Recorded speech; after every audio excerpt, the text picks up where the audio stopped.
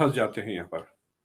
अगर आपसे मैंने पूछा कि भाई व्हाट इज न्यूक्लियर डिटरेंस, तो आप मुझे समझाएं कि एनिमी के जो न्यूक्लियर हथियार है उसके प्रिवेंट करने के लिए आप क्या मेजर्स ले रहे हैं, डिटर करने के लिए, कि ताकि वो हथियार आपके सामने ना ले।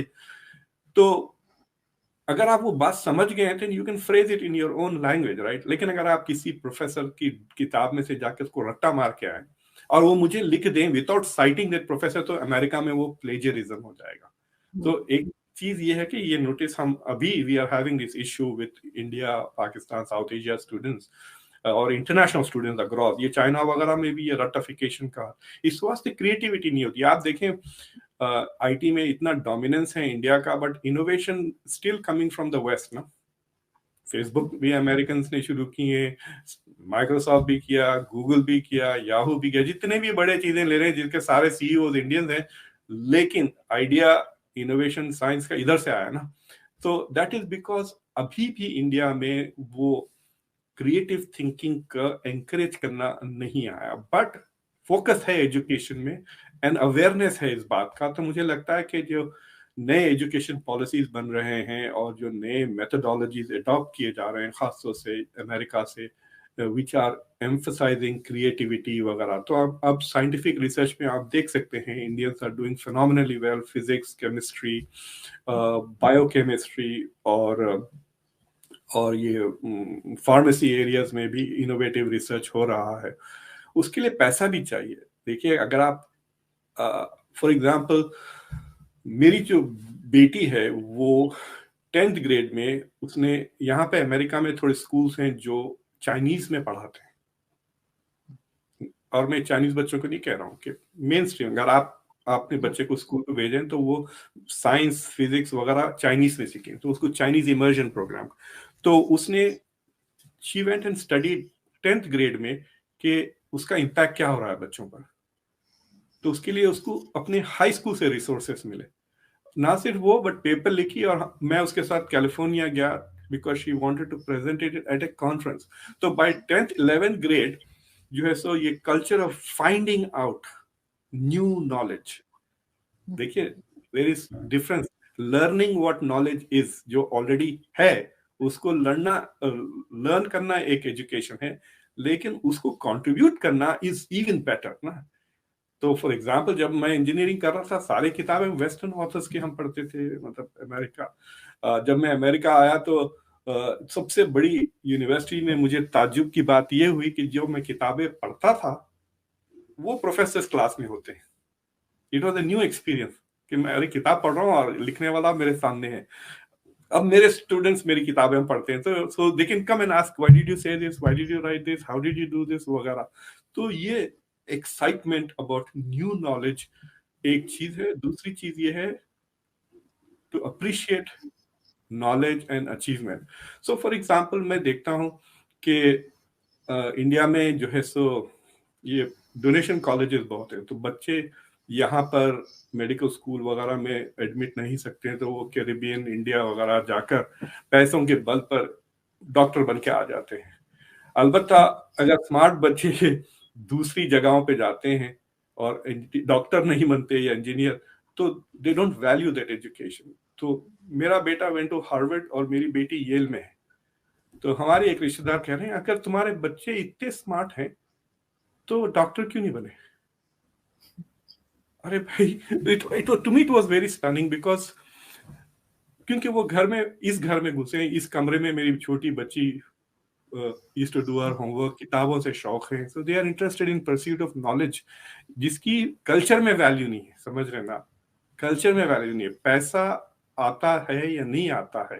तो एजुकेशन भी मोनेटाइज की गई, do I will I make more money with this, अगर वो सवाल आया तो then knowledge is not valued. So जो बात लोग थोड़ा इंडिया को क्रिटिसाइज करते हुए ये कास्ट, ब्राह्मण कास्ट के ऊपर चले जाते हैं। देखिए आप कि एजुकेशन पे फोकस था because it made them superior. आप देखें आईएएस ऑफिसर्स काफी डोमिनेट करते हैं फ्रॉम द ब्राह्मणिकल क्लास। तो आई हैव दिस अवेयरनेस ये है कि आप देखेंगे कि ये पीढ़ी दर पीढ़ी चलता है। तो सर अगर एक जी हिंदुस्तान पाकिस्तान में एक ये भी एक रहा है ना, ट्रेडिशन रहा है या रिवाज रहा है कि हर फैमिली में मैं देखती थी, मेरी जितनी भी फैमिली है, चाहे वो मदर साइड से हो या फादर की साइड से, एक डॉक्टर और एक इंजीनियर हर घर में से जरूर निकलेगा। ये भी बड़ा एक वो कंपटीशन हुआ करता था कि नहीं जी, उनका बेटा डॉक्टर बन गया है तो इनका बेटा नहीं बना है। ये सोच अब लगता है कि कुछ बदलने लगी है, थोड़ा थोड़ा करके लोगों को समझ आ गया है कि उसके अलावा भी फील्ड्स हैं जिसमें लोग काम या बच्चे जा सकते हैं। आपके ख्याल से डॉक्टर इंजीनियर वाली जो हमें एक शौक था हर जगह पे, क्या ये भारत में भी था? देखिए, भारत में तो ये है कि डॉक्टर और इंजीनियर बनना इज इम्पोर्टेंट, खासतौर से मुस्लिम कम्युनिटी में। बट एजुकेशन ब्रॉडली वैल्यूड तो मिडिल क्लास का है ही है। अ, मैं आपको मिसाल देता हूँ। आपको पता है इंडिया के कई साउथ इंडियन क्रिकेटर्स बड़े बड़े मशहूर, वो इंजीनियर्स भी थे।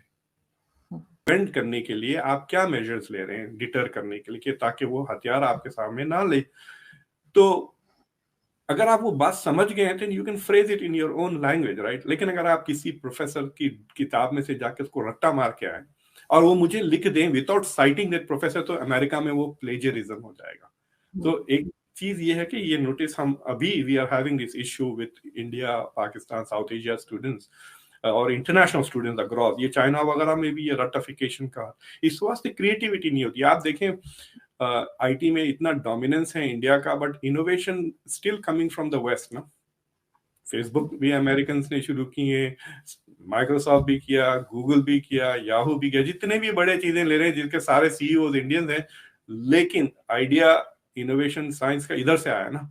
तो दैट इज बिकॉज अभी भी इंडिया में वो क्रिएटिव थिंकिंग का एंकरेज करना नहीं आया। बट फोकस है एजुकेशन में एंड अवेयरनेस है इस बात का। तो मुझे लगता है कि जो नए एजुकेशन पॉलिसीज बन रहे हैं और जो नए मेथोडोलॉजीज अडॉप्ट किए जा रहे हैं, खासतौर से अमेरिका से, विच आर एम्फसाइजिंग क्रिएटिविटी वगैरह, तो अब साइंटिफिक रिसर्च में आप देख सकते हैं Indians are doing phenomenally well, physics, chemistry, biochemistry और ये फार्मेसी एरियाज में भी इनोवेटिव रिसर्च हो रहा है।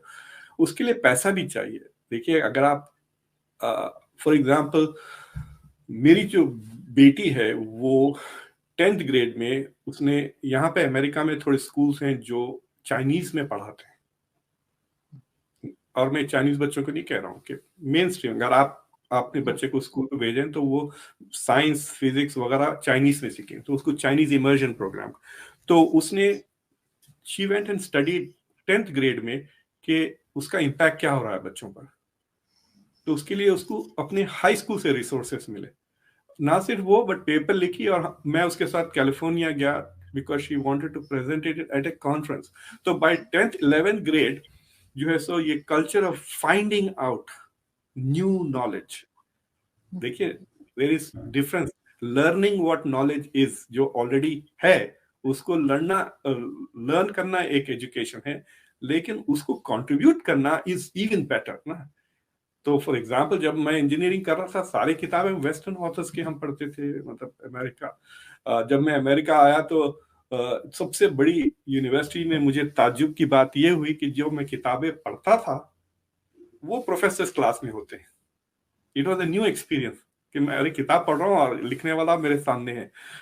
अब मेरे स्टूडेंट्स मेरी किताबें पढ़ते हैं, तो so they can come and ask why did you say this, why did you write this, how did you do this वगैरह।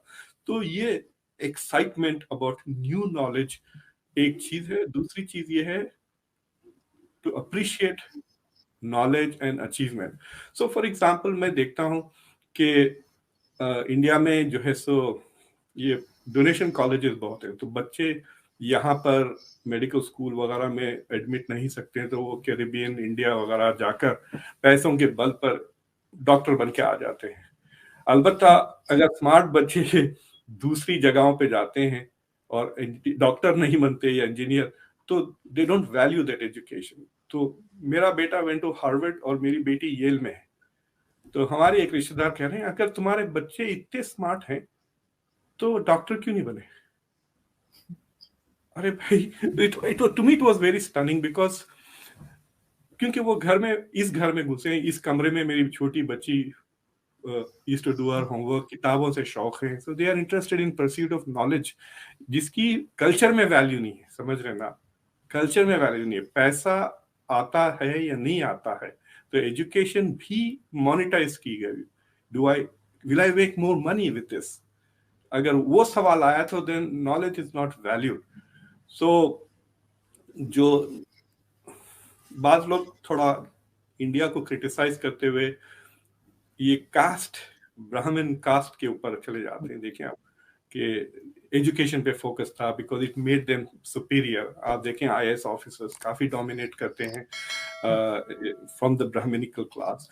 तो आई हैव दिस अवेयरनेस, ये है कि आप देखेंगे कि ये पीढ़ी दर पीढ़ी चलता है। तो सर एक हिंदुस्तान पाकिस्तान में ये भी एक रहा है ना, ट्रेडिशन रहा है या रिवाज रहा है कि हर फैमिली में मैं देखती थी, मेरी जितनी भी फैमिली है, चाहे वो मदर साइड से हो या फादर की साइड से, एक डॉक्टर और एक इंजीनियर हर घर में से जरूर निकलेगा। ये भी बड़ा एक वो कंपटीशन हुआ करता था कि नहीं जी उनका बेटा डॉक्टर बन गया है तो इनका बेटा नहीं बना है। ये सोच अब लगता है कि कुछ बदलने लगी है, थोड़ा थोड़ा करके लोगों को समझ आ गया है कि उसके अलावा भी फील्ड्स हैं जिसमें लोग काम या बच्चे जा सकते हैं। आपके ख्याल से डॉक्टर इंजीनियर वाली जो हमें एक शौक था हर जगह पे, क्या ये भारत में भी था?